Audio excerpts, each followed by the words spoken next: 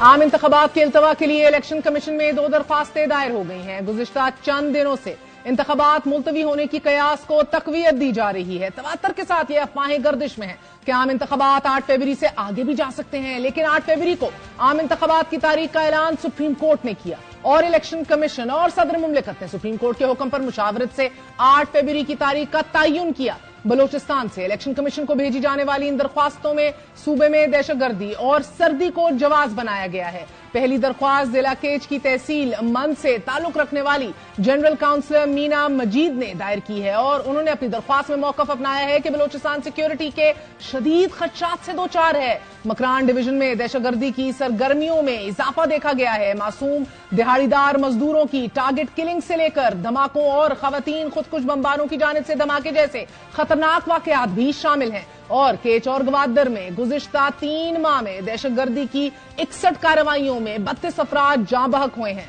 दूसरी दरख्वास्त किला सैफुल्लाह खान के तूरगुल खान ने दायर की है। नाज़रीन, इस दरख्वास्त में मौकफ अपनाया गया है कि मुल्क में कई अजला और डिवीजन्स में सर्दियों में शदीद बर्फबारी होती है कि जिससे इलाका मकीनों के रोजमर्रा के मामलात मुतासिर होते हैं। इलाका मकीन नकल मकानी या अपने घरों तक महदूद हो जाते हैं। इससे अगर ऐसे इलाकों में इंतखाबात हुए तो उम्मीदवार अपना वोट बैंक खो देंगे और वोटर अपना हक राय दही इस्तेमाल करने से महरूम रह जाएंगे। इलेक्शन कमीशन ने भी मीडिया पर होने वाली इन कयास आराइयों को बेबुनियाद करार दिया है और इन अफवाहों की पुरजोर तरदीद भी करते हुए ये कहा है कि ऐसी झूठी खबरें फैलाने वालों के खिलाफ पेमरा से रुजू किया जाएगा। लेकिन इन 2 दरख्वास्तों के दायर होने के साथ साथ आज बिलावल भुट्टो जरदारी की जानिब से भी ये दावा किया गया कि सिवाय पीपल्स पार्टी के कोई दूसरी जमात इंतखाबात के लिए संजीदा नहीं।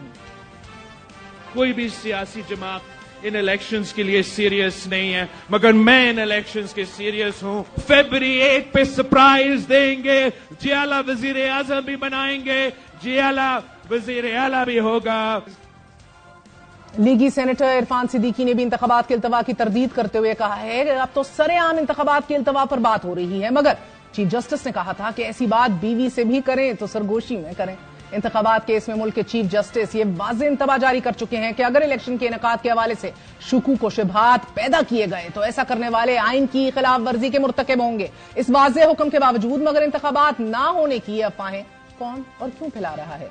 इलेक्शन में सिर्फ 2 माह और 8 दिन बाकी हैं, लेकिन पीपल्स पार्टी के अलावा कोई भी सियासी जमात अमली तौर पर इंतखाबी मुहिम में मुतहर्रिक दिखाई नहीं दे रही। इंतखाबी अफवाहों के साथ साथ पाकिस्तान पीपल्स पार्टी में इख्तलाफात की अफवाहें भी आसिफ अली जरदारी और बिलावल भुट्टो दोनों के इकट्ठे एंट्री देकर दफन कर दी गई हैं। बाप बेटे में इख्तलाफात की खबरों की बाज़गश में बुजुर्ग सियासतदानों को घर भेजने वाले बिलावल भुट्टो आज जरदारी साहब के कारनामे बयान कर रहे थे और आसिफ अली जरदारी बेटे की काबिलियत के गुण गा रहे थे।